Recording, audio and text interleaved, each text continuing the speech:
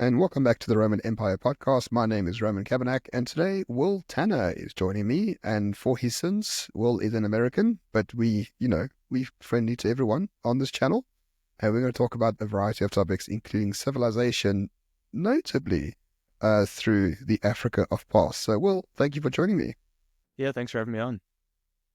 So, I came across you on X, as I think that most people, because you had a huge thread on sort of Rhodesia. I don't know if you were the originator of someone, I think there's a tweet said like the West is becoming Rhodesia or Rhodesia is the future of the West or something to that effect. But tell us a little bit about your fixation on Rhodesia.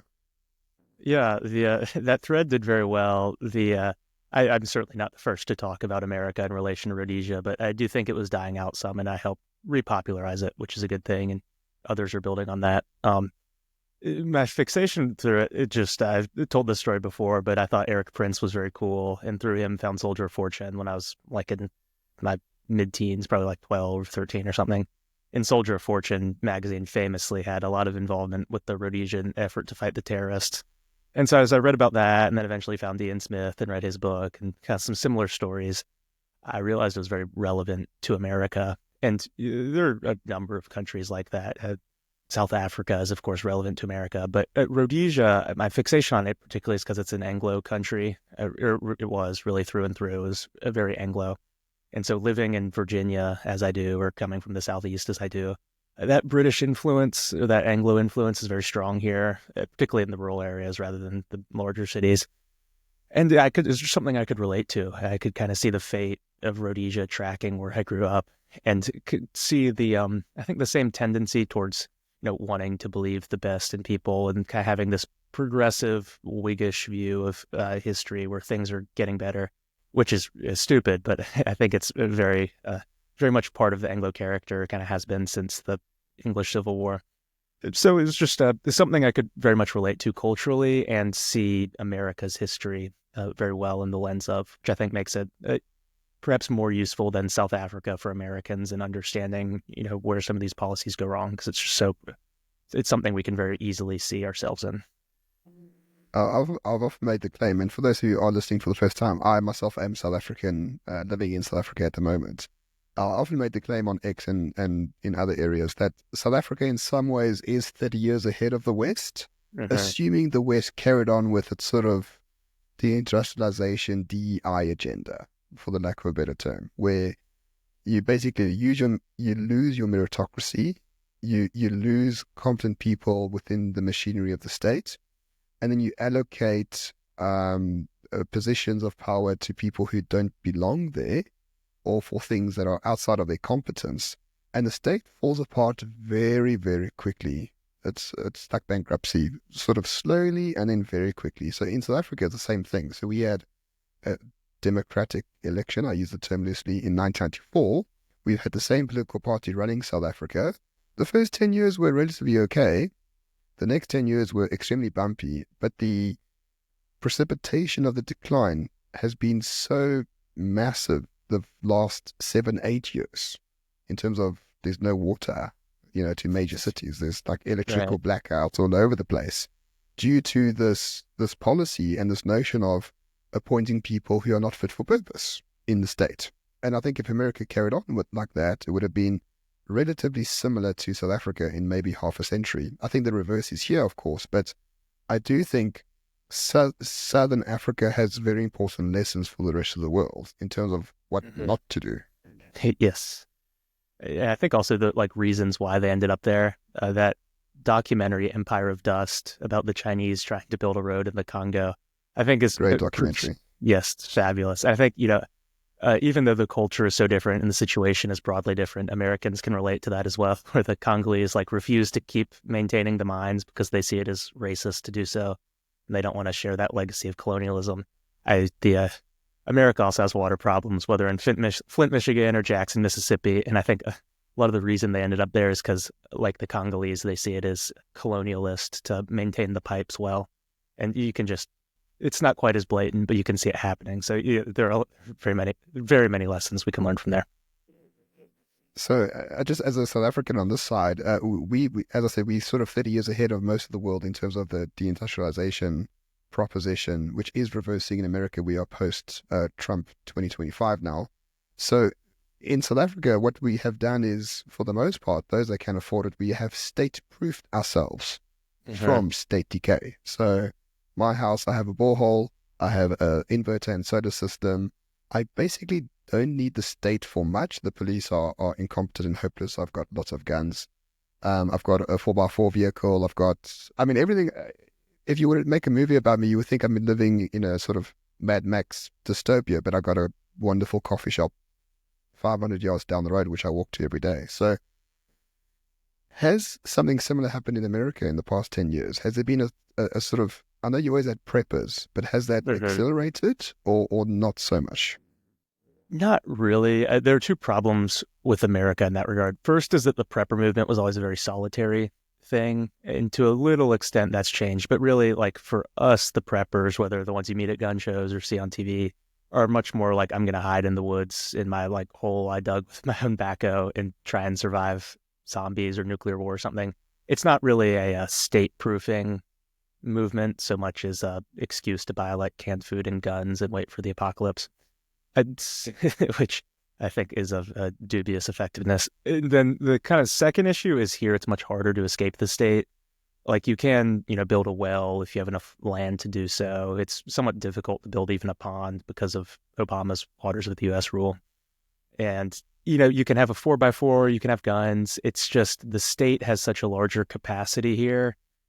The it's probably of it'd be of more effect to try and change your local government and get involved in it than it is to try and sit it out and hope it doesn't come for you because it always can come for you. There's nowhere here that the state can get to very easily and mess with you if it wants to.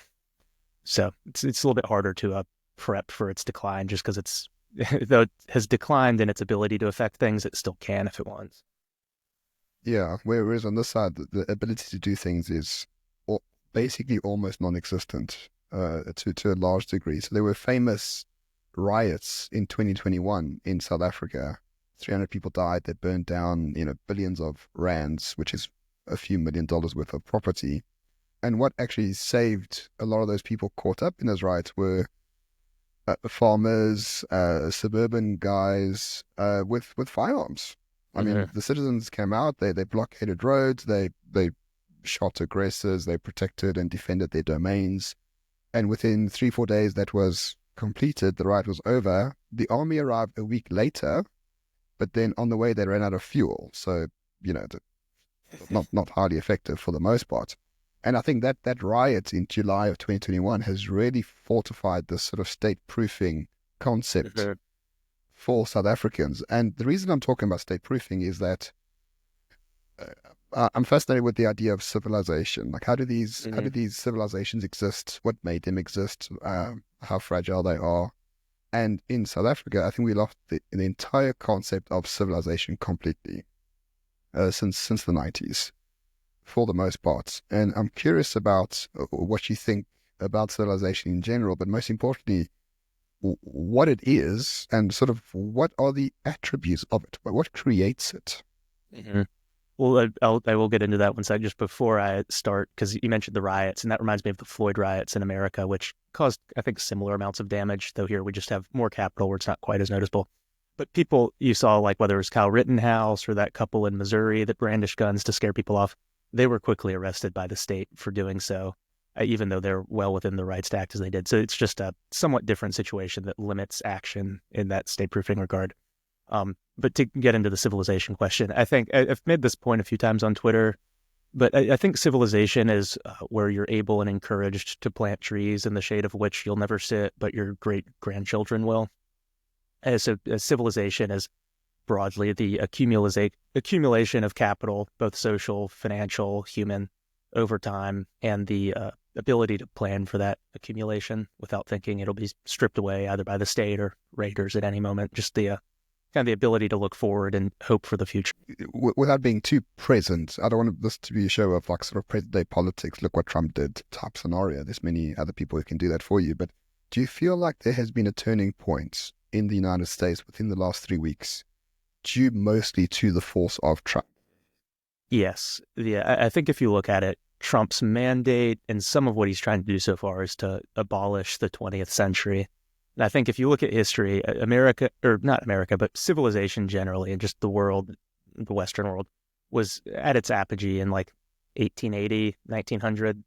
Most of what we use now that's useful was invented in that brief little period kind of after the American Civil War and before World War I, when there were no taxes of note other than tariffs, very little regulation. Your ability to act was nearly unimpeded. Like one example I go to is, I think it's James Brooke, the White Raja of Sarawak, where he was bored with commercial ventures. So he rallied together a little band of men and took over part of Indonesia and became a king that lasted until World War II.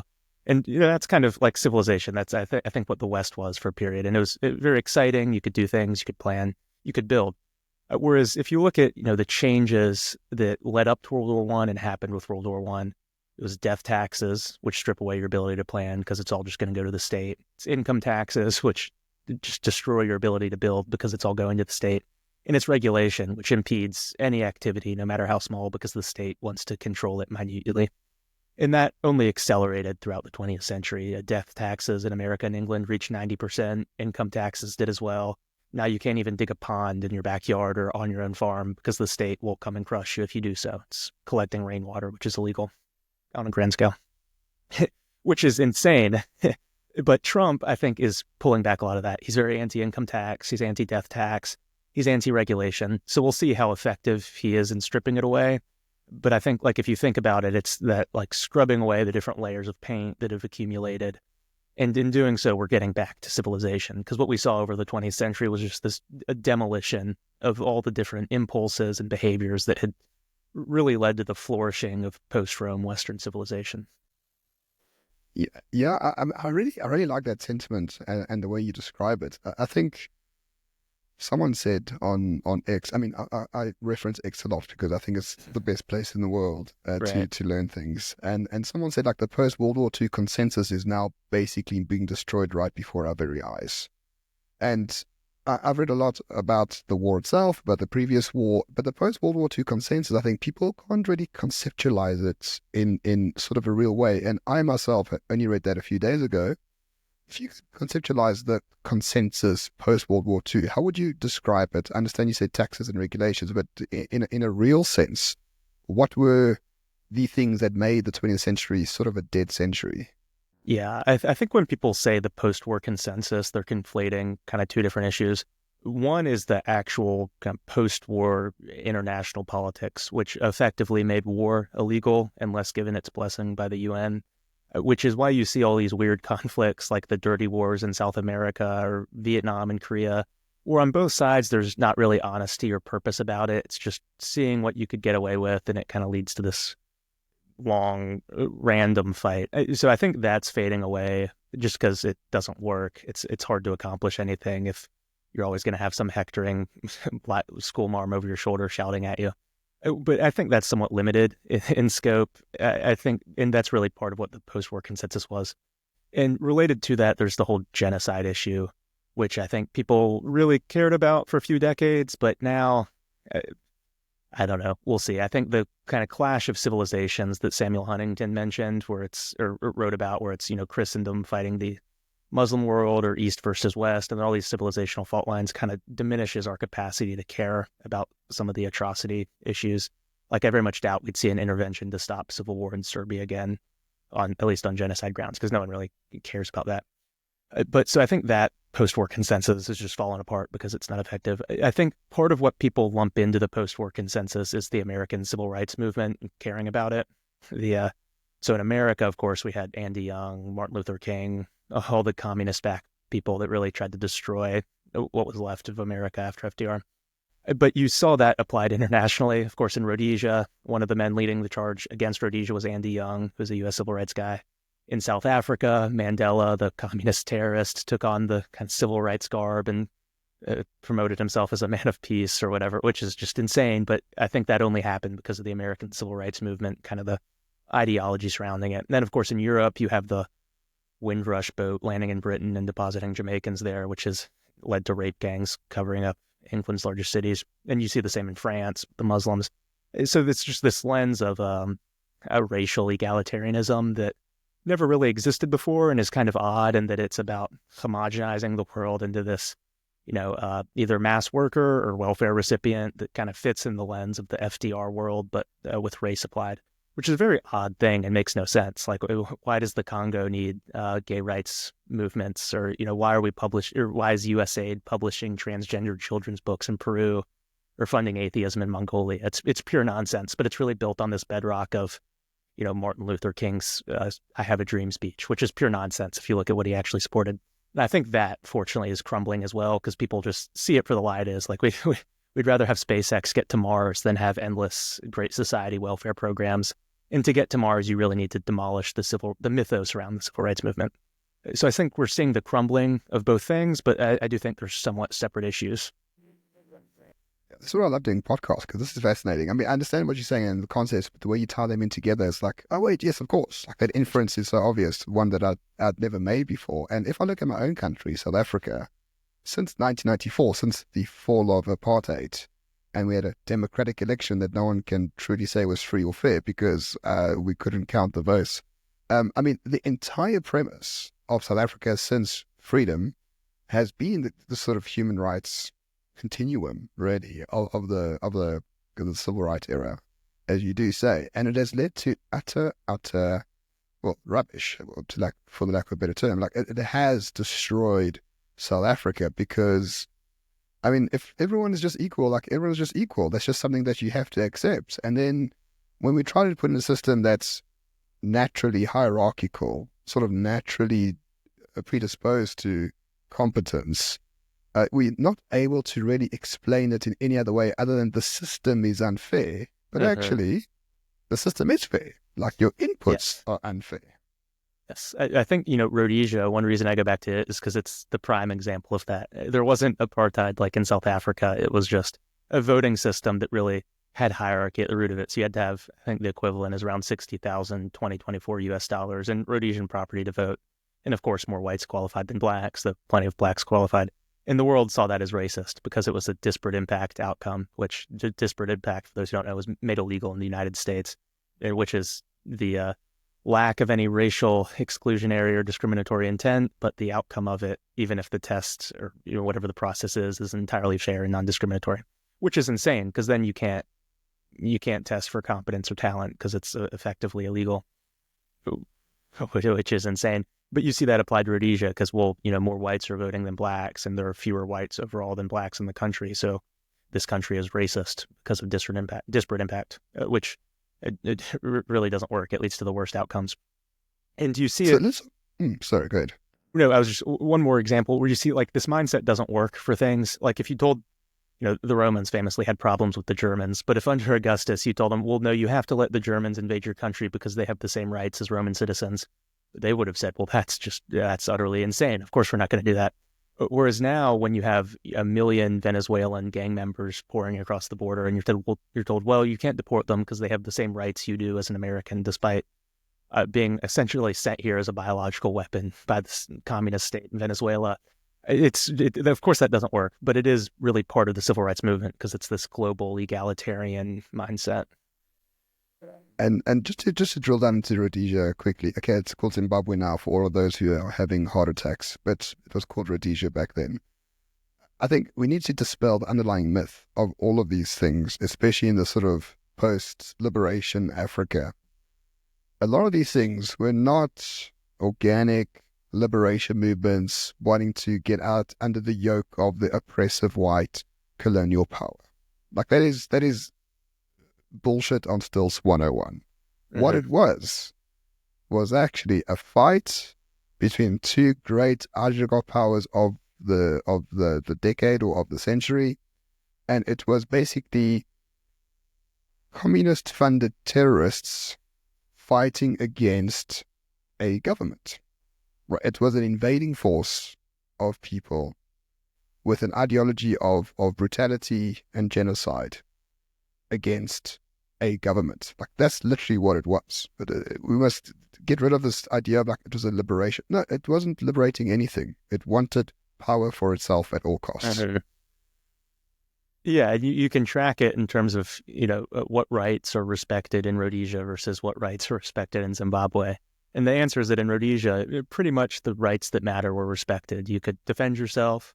Your property rights were very heavily respected. Speech was relatively free, other than, pretty necessary wartime measures. And people could do more or less what they wanted. There was a state of ordered liberty. Whereas in Mugabe's Zimbabwe, all of that's gone. Your property can be stripped away at gunpoint.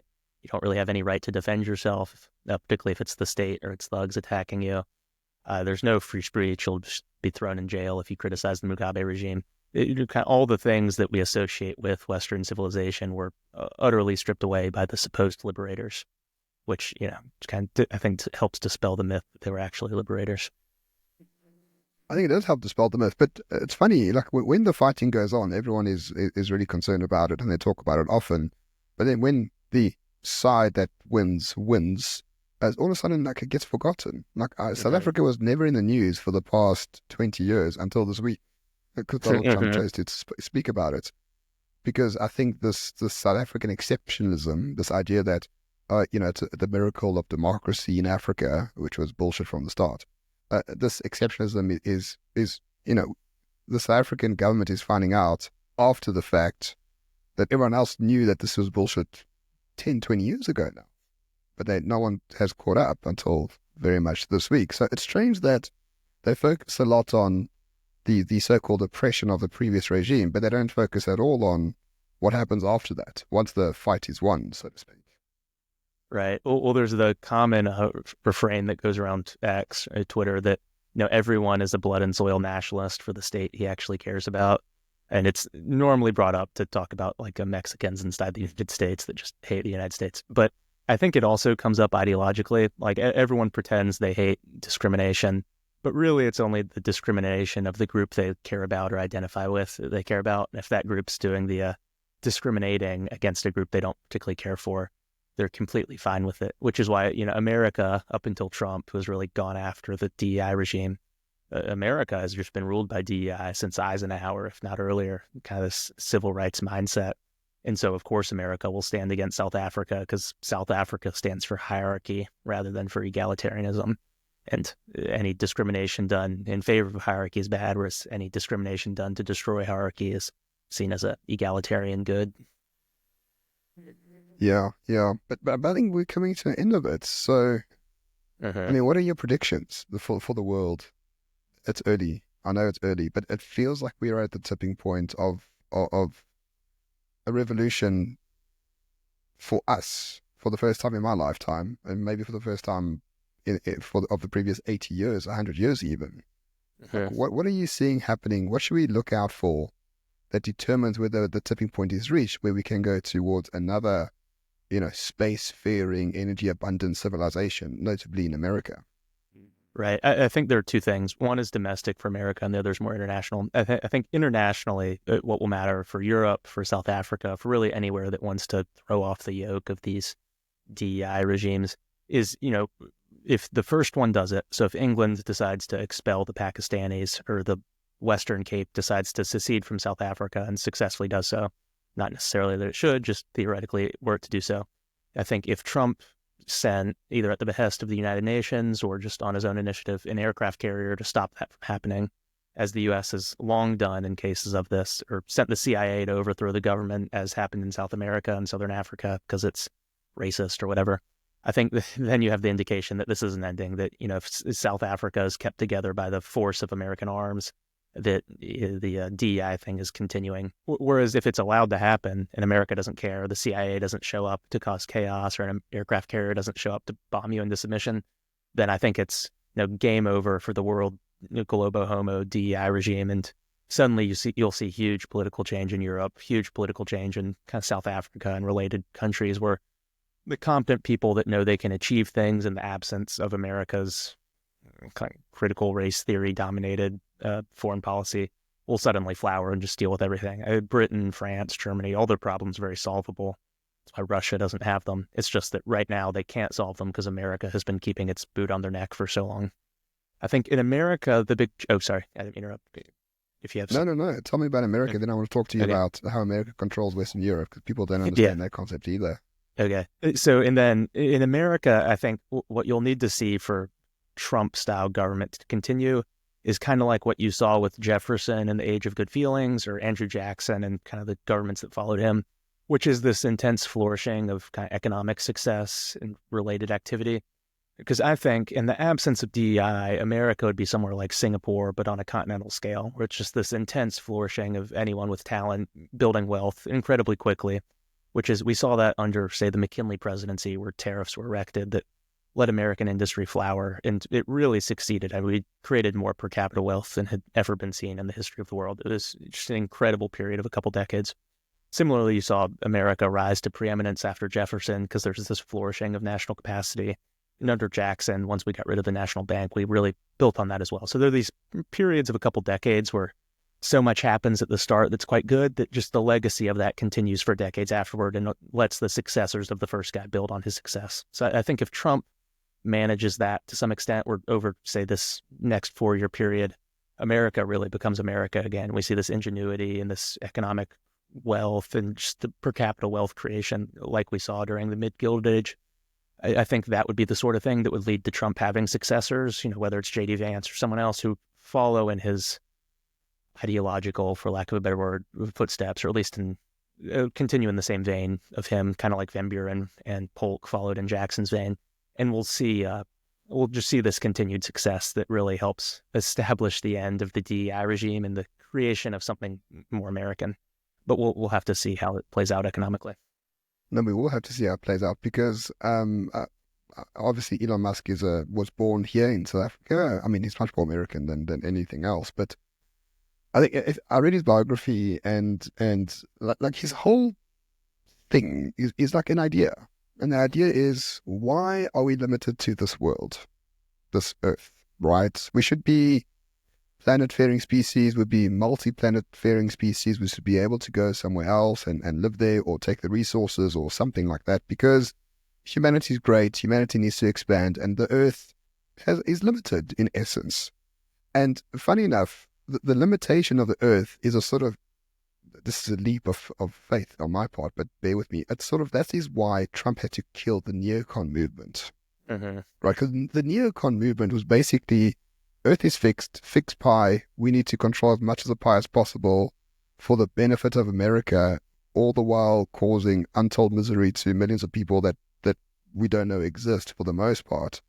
But if Trump lets go of that sort of neoconservatism and thinks to himself, well, America is actually like a sort of, not a global superpower, it could be I don't know, a universal superpower or a planet-faring superpower. Who cares that China can produce an AI bot? We are on Mars mining lithium at a rate of 1 million tons a second or something, thanks to Elon Musk. Like, I think that mindset shift is something really important.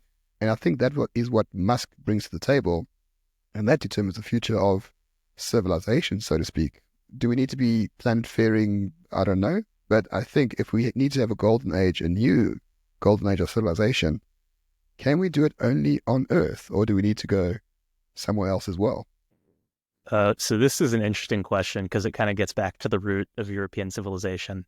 So this goes back a long time, but if you look at kind of the two groups that have been present in Europe and I think are still present in European-derived civilization, you have the post-First Agricultural Revolution grain farming cities, Uruk, Tulhayuk, kind of similar ones. I forget all the names because they're impossible to pronounce, but it's these places where there's a king who has a harem of 1,000 women, and the women kind of rule the kingdom or determine the way things go. Into this demonic Venus influence is worshipped. And you can look at the cities, and this is the thing. It's these, we jokingly call them like mammy style women, but it's these kind of overflowing fat women meant to symbolize fecund fertility. And they're worshipped alongside half human, half animal gods by the population. And the population, other than the king, is completely leveled. It's just this yeast life type thing where they kind of grow grain and have kids, but there's no purpose to it. There's no real flourishing of civilization. That was ended around 1600 by the steppe tribes that invaded Europe. The Yamnaya particularly were the ones that invaded Europe. And this, of course, was picked up in the mid-20th century, I think somewhat incorrectly, but you do see amongst the Indo-Europeans that invaded and really wiped out those grain cities, two things. One is the worship of a sky god rather than an earth mother. So these Venus figurines were symbolizing the earth mother, Gaia, and really her spirit is fecund fertility, or yeast, for lack of a better term. Whereas the sky gods, Zeus, uh, Thor, and Odin, the Norse worshipped, you see this striving towards greatness that the sky god symbolizes. It's not yeast, it's not growth, it's greatness. And related to that, you see hierarchy within society. So the Indo-Europeans brought with them militarism and hierarchy and this belief in a sky god. And in the periods of European greatness that you see that spirit. So whether it was the original Mycenaean Greek civilization or later Sparta and Athens and kind of classical Greece as we think of it before the Peloponnesian War, or Rome, which was an Indo-European civilization, or much later on, the Normans coming down from the north and destroying the post-Charlemagne French and Anglo-Saxon English kind of not completely leveled, but somewhat leveled society and kind of the monks that went along with it and all this weird stuff that isn't part of our spirit today. And after that, after the Normans, you see this flourishing. Plantagenet England is very, very different from Anglo-Saxon England, in part because of the hierarchy that came with the peerage they created. And you see that continue for centuries afterward. If you look at Rhodesia, for example, one of the main financial backers of Cecil Rhodes' experiment was the Duke of Abercorn, who was an Irish landlord, one of the largest landlords in the kingdom. The Hamilton family he came from was one of the proudest Northern English peerage families. And he funded it. He made it happen. And his son, Ernest Hamilton, was one of the leading high Tories of the late Victorian age, who was leading this defense of hierarchy at a time where it very much wasn't popular, and whose ideas were picked up in America and elsewhere. So I know that's kind of a very, very broad historical thing. But you do, in these periods of greatness, I'm getting to space, see hierarchy and just the achievement or the spirit of expansion and imperialism and going out and exploring and conquering, whether it's the Spanish conquistadors or whether it's Dr. Livingston or whether it's James Brooke and Sarawak or the Normans originally or even the Yamnaya thousands of years ago. It's this both exploration and conquering. I think when we think about space travel, we don't say really settle the stars. That comes up sometimes, but really it's we go out and we conquer space. When you think about it, if you put boots on the ground on Mars, you're conquering Mars and then you're settling it from there, which is very much that old spirit. So I think right now we're debating where we want to go. Are we going to go down this path of just endless focus on the global favela? And as Ayn Rand puts it in Atlas Shrugged, is everyone going to get braces before someone can buy a car?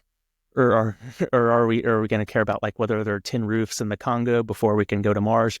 Or are we going to say, well, if they want to just live in yeast life misery, they can, but we're not going to deal with that. We're not going to have USAID providing them with condoms. We're going to go to Mars and we're going to build cities on Mars because that's obviously what we should do instead, which I think is now the spirit that's kind of compelling people to go out and do things, is that spirit of greatness and glory and belief that that's what you ought to. So we're seeing a return of that, but it will require politically defeating the Earth Mother impulse, which we see really amongst the Lyndon Johnson Great Society. That's what that is. It's that spirit of the global favela.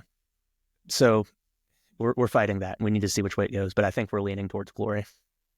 I mean, that's a fascinating confluence of factors that you managed to just string together. I'm not a great speaker. I wish I could have all these different things come to coalesce into a coherent point that makes such an impact.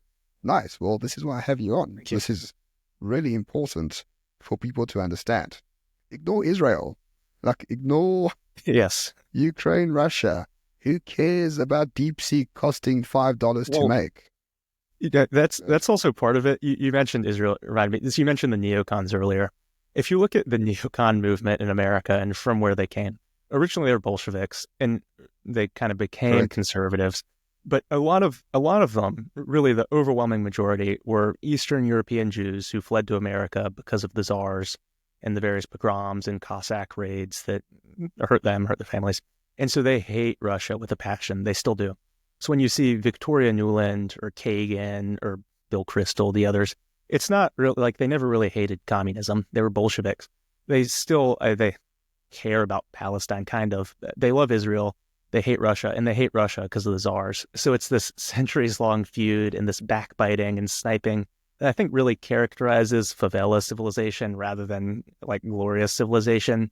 Or if you're just still like bickering and arguing over some minor insult from 2 centuries ago, it's really hard to get to Mars because you're going to be incapable of doing it. Whereas if you look at, what happens and what was going on in the bush of Dahomey in 1820, it's much the same thing that was going on in 1820 BC, which is this very like tribal feuding and nonsense that doesn't achieve anything, doesn't lead to greatness. So we very much want to banish that neocon impulse. Yeah, very much so. It's like the Sunni and Shia, right? You've been fighting for 800 years about who's Yes. the real benefactor of Islam. It's like, okay, well, you still have camels. Well done. Yes. Yes. Nothing, nothing else is going to happen. I see Saudi Arabia is breaking with tradition and becoming a proper country now with proper people. So that is very good. In terms of your understanding of Europe, and you spoke about the fact that America has been holding Europe back, I mean, arguably for a century or so. Explain to people who might be listening, what exactly does that mean? Because I think people see them as allies. They've been helping each other, for 100 years. So this might be a surprise to them, but in fact, in terms of a sort of unipolar power, America has been highly, highly detrimental to Europe. Please explain why that is. Yeah, so we're allies with Europe in the same way that Cyrus the Great was allies with the Egyptians he conquered, or the various satrapies of Persia. And really satraps is a good word for the Europeans compared to America, because when it matters, they kind of do what they're told. Germany not freaking out about the blowing up of the Nord Stream pipeline that America and Britain affected is a great example of that, but there are many others. And if you look at where it began, it really begins in the post-war era and the post-war consensus we talked about a bit ago in Italy. So Italy surrendered, they gave up Mussolini, and they thought the Allies would treat them well because of it, particularly the king of Italy, whose name I forget. That very much didn't play out. Instead, the CIA went in after the war for about, I think it was a decade. I haven't read about this in a few years, so memory's a little foggy on the dates. But under the CIA operations in Italy, kind of at the end of the war and for a decade or so after, what you saw wasn't this support for traditional European civilization. You didn't see the king supported or the various dukes and counts of Italy that could have, in a different situation, really brought about a return and a flourishing of Italian civilization of the sort we'd seen for centuries. Instead, you saw the CIA support all these left-wing groups, which is really a feature of the Cold War, is instead of supporting the actual right, instead of supporting a hierarchical force that could present a real alternative to communism, the Americans, through the CIA and State Department, would always back the group that was farthest to the left without being outright communist. So in Italy, that meant socialist revolutionaries. In Italy, had a left-wing government for decades, really until the early 2000s. And now with Meloni, who's finally breaking down some of the walls that surround the right in Italy, they're getting a little bit of a right-leaning government. But all the way up until then, you had these CIA-supported, State Department-supported left-wing governments that wrecked Italy. I just turned it into a hellhole that didn't accomplish much.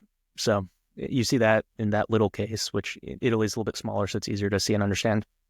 But you see it elsewhere as well.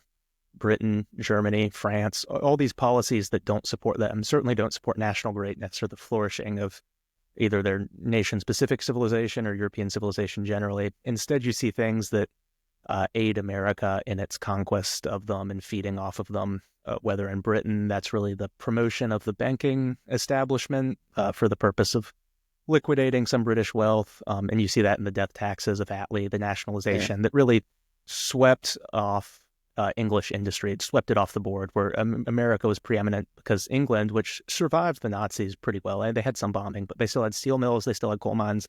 Those could have flourished in a Victorian-style government that followed World War II. Instead, you got Attlee, who nationalized them and just destroyed them, and now they're non-entities, so America is preeminent. And you really see that sort of thing all over, where their wealth is being liquidated for the purpose of aiding the American empire, rather than policies that would support the accumulation of capital over time and the building of things being supported by America. I think that's very important for people to really, really understand that, Western Europe has been under the boot of America for well over a century. And I know people are going to disagree with us, but it's just the truth. So we don't really care, to be honest, whether people agree or disagree. But what is quite odd to me is the lack of spine that Europeans have shown, especially now in the past 3 years with the Ukraine-Russia conflict, which has dire consequences for Western Europe. And people underplay this at all costs. I mean, the big winner for the Russia-Ukraine conflict is America. The small winner is Russia. The big loser is Ukraine. But the other biggest loser is Western Europe, Right. because Western Europe depends on Russian energy for a lot of its stuff, other than France, of course. So by bombing Nord Stream by unknown forces, you completely cripple and destabilize Western Europe. And the Western Europeans are just accepting of this by the looks of it. Yeah, I think part of it is World War One. If you look at what happened there, and kind of so what preceded World War One was this flourishing of aristocratic civilization. And that's what the Belle Epoque is famous for, where, whether it was in France, which was nominally a republic, or Britain, which was nominally a monarchy, really those who ran things were dukes and counts and people who had been bred over centuries for rule. And there were democratic forces at play, but they were able to do things pretty well. I mean, the Lord Salisbury, who ruled in the end of Victoria's reign, unfortunately for the Boers, but kind of fortunately for England, he was the Marquesses of Salisbury. This Cecil family had been prime ministers and in charge of English politics since Elizabeth I, when they kind of rose to preeminence. So if you have a family that's been doing that for centuries, they're probably going to do a better job than the kind of spiteful, backbiting Welsh guy like Lord George, who really hurt England. Correct. But so, yeah, which, seems to make sense, but people hate admitting it because it's not egalitarian. And but then if you look at World War One, what happened was all those people were murdered and their estates were largely confiscated by the state. So Britain, for example, it's just the one I happen to know the most about. 25% of old Etonians, which are families largely aristocratic or genteel that had been going to Eton for centuries, generations at least, were killed. It's the highest casualty rate for a group of like any. It was far higher than privates and kind of the lower rungs of the social ladder who fought bravely in the war. The officers really suffered the most, particularly these brave old aristocratic families that volunteered in the first months and saw it as their duty to fight.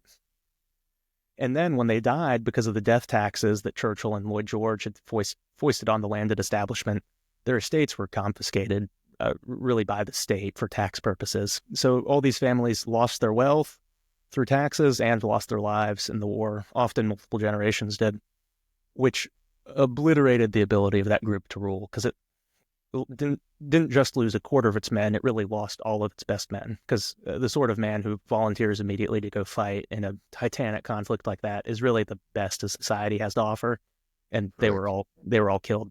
So at the point where Britain no longer had that class, you just see steady decline. The 20s were terrible, the 30s were terrible, the 40s were awful because of World War II, and then from there it was just falling off a cliff because really everything that was profitable was nationalized by the state. And if you look at why that happened, why did no one stand up to it and launch a coup, which was seriously considered in 1911 when they passed the Parliament Bill. People forget this, but the Duke of Westminster, Bendor, who was one of the wealthiest families in England, and the, what was his name? Willoughby de Broke, they considered raising the county militias to go and take over Parliament and say, we're not doing this. And they probably would have been supported had they done it. They didn't, which was a problem, but they could have. After the war, you'd see nothing like that. Briefly in the 60s, Lord Mountbatten, who was related to the royal family, kind of considered it, but it certainly didn't happen and it wasn't even planned. And that was when during the 60s, when England was destroying Rhodesia, England itself was being destroyed by the same man, Harold Wilson. No, that's a very long-winded way of saying, if you look at why that happened, it's because all the men who would have done these things died. So all the Europeans who had spine, had backbone, had bravery, had willingness to do bold things, kind of in the spirit of their ancestors, were killed in Flanders and France and Russia. And then after that, you just see decline because the worst men are in charge rather than the best. I'm actually reading a book not about this specifically, but it's called Our Troubled Inheritance. That's about genetics. And I was surprised to find out that close to 10% of gene mutations have happened in the past 10,000 years in populations. And they have a special chapter just on Jewish people. So the Jews have a very particular structure of DNA mutation that gives them a very high IQ, but the IQ is different from everyone else's in terms of they've got a high propensity for math and numbers, but a very low propensity for what's called visuospatial reasoning, i.e. they can't see well. So Jews have always been terrible hunters. Normally those two are correlated. High numbers, high in numbers and writing, and visuospatial awareness, so to speak. Those two are highly correlated. The Jews have it separated. So therefore, and because Jews don't intermarry or haven't intermarried for thousands of years, the Mhm. genetic disposition through the generations increases the difference, so to speak, the genetic mutation difference. So Jews are Mhm. very particular people because they have these social rules that protect them from intermarriage. So what you are saying is the selective breeding scenario of the aristocratic Europe, Mhm. it died in World War One because you did have perhaps 1,000 years in some instances of elite families Mhm. keeping their genes within that elite gene pool.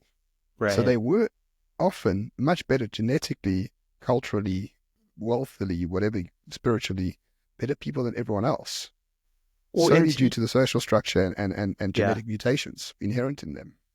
And there are a couple things that come into play that we don't like admitting. One is that, natives who saw the British Army of kind of the late Victorian period thought it was two different like races involved because the officers were often like a foot taller or maybe half a foot, depending, than their men, just because they're better fed, of course, and had kind of better genetics working in their favor. So they were taller and you could just see it. And that Correct. played out. And that comes into intelligence because if you're malnourished as an infant, it's really hard to grow up to be intelligent. But another thing that we very much don't like admitting is reversion to a mean is something of a lie. It's very much true that you revert to the mean of your ancestors, which is often why someone like Commodore Vanderbilt, who rose to prominence, all his kids were awful. It's because, he just kind of came out of nowhere. There was no ancestry to build on there, and you are the average of your ancestors. What you're not is the average of the general population. Like a great way of putting this is if you look at racehorse breeding, are thoroughbred racehorses, are they going to revert to the mean of donkeys over time? No, they're no, they're not. They're not even going to I revert doubt to the it, mean of yes. draft horses. And I think the same is true of humans, where you can have incredible people. Vanderbilt's an example who come out of nowhere, but it's really hard to build civilizationally on that without a concerted plan of, as you described it, selective breeding, because you're just going to have too much bad mixed in with the good. Whereas if you, over time, and really for the British, it was a millennium after the conquest, have all these alliances and structures where the weak are screened out, at least of the peerage, and kind of the best are brought in and intermingled and able to build on that, you do get a flowering of something. You do get these thoroughbreds. And of course, the racehorse stock would be far worse if the top 1,000 thoroughbreds had their heads chopped off. And the same really happened to Europe when everyone died in Flanders, both for the lower classes with the men who volunteered and, of course, the upper classes that were just wiped out. So, Yeah. All right. So we touched on hierarchy, deporting, or what the favela, what do you call it? What do you call the favela? global What? favela. Global favela, which I'm a South African, so I know all about that very well. We spoke about IQ, we spoke about race. Any other things that we can talk about that will get us into trouble? No, not really. But yeah, well, I mean, all I can say is like it's actually quite nice. In South Africa, you sometimes feel a bit isolated. That's why X is so great because you feel a bit isolated. You have these ideas, you speak to people, but we have different needs here, different incentives here. The incentive to read, to understand the world, to understand history is not that well developed compared to other parts of the world. So it's a real pleasure to speak to someone who can make these logical conclusions from a variety of primary sources to create a singular point of understanding that explains exactly what is happening in the world. And it's a real skill you have. So if I Yeah. may, in terms of concluding this, if someone wanted to be as erudite and as knowledgeable as you, what or books should they be reading? Ooh, that's a tough one. For one, there are a couple of different tracks here that I think are very important. One is going back to some of the classics that have stuck with us. Two in particular, the Plutarch's Lives and the commentaries of Julius Caesar. So the Gallic Wars, the Civil Wars, all that. And then Plutarch's Lives, he describes the noble Grecians and Romans, as he calls them. I think that's incredibly important for Westerners because, one, it's what our ancestors were reading as they built the world that we inherited. So the founding fathers of America, for example, after the Bible, the book most likely to be on their shelves of any like real worth rather than novels or whatever was Plutarch's Lives. And they read that near religiously because they saw it as incredibly important to build their spirit and build their soul. Similarly, if you look at who created the world we live in now, why was the Tsar of Russia called the Tsar? Why was the Kaiser of Germany called the Kaiser? It's because of Julius Caesar. And he wrote down what he was doing and why as he did it, which is just an incredible resource. So you should be reading that to kind of understand who our ancestors were, the world they built, and these spirits that guided us as we created things, created the world. And then more relevant to the modern world, the book I would most recommend is The Great Betrayal by Ian Smith, republished as Bitter Harvest. I think people hate on Rhodesia, claim it's white supremacist, et cetera, which isn't really true. And I think if you read The Great Betrayal, you see what the Cold War was really about. We have this view of it as this fight between communism and freedom, or however that's phrased, which is pure gibberish. You can look at any conflict, kind of other than some of the dirty wars in South America that Eisenhower led. And what happened was America would support some far-left liberal regime. The communists would support communists, and they'd kind of fight over whether it was, say, in Vietnam, is it going to be the corrupt Buddhists who run the country, or with the aristocracy destroyed by America, or is it going to be the communists who will do the same exact thing, but with slightly different flavoring? Or in Rhodesia, is it going to be some vague neoliberal entity that runs Rhodesia, or that doesn't exist, or is it going to be the communists that we've all supported? Well, of course, it's the communists. And I think Smith really puts that in stark relief in a way we can relate to. Like, it's hard to listen to an interview with or read the book of like a Vietnam-era Vietnamese helicopter pilot. It's just difficult. There's a barrier there. Whereas Smith, he's English, and we're English. We speak English. So particularly for Americans, we can read it and say, I see what's going on. I see how the West behaved in this period. And for me, it really changed my view of second half of the 20th century history. It really opened my eyes to what went on. So I think that is the most important modern book to read, particularly when paired with the ancient classics, because you can see this glimmering of the ancient soul being assaulted by all the various evil forces of modernity. Yeah, and that was the thing about Rhodesia and Ian Smith. I just a short anecdote before we leave. I was a member of a very old English club here in Johannesburg. It's called the Rand Club.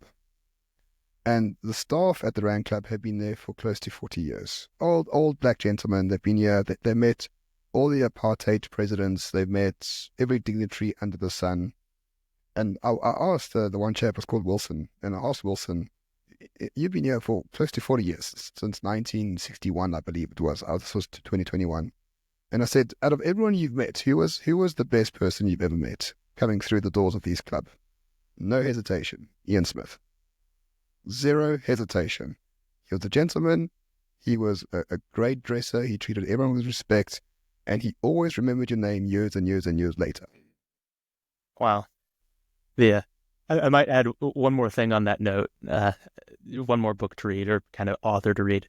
Douglas Southall Freeman was this mid-20th century Virginia gentleman and historian, and he wrote a few books for which he's best known. One is Lee's Lieutenants, which was about the generals in the Army of Northern Virginia during the war.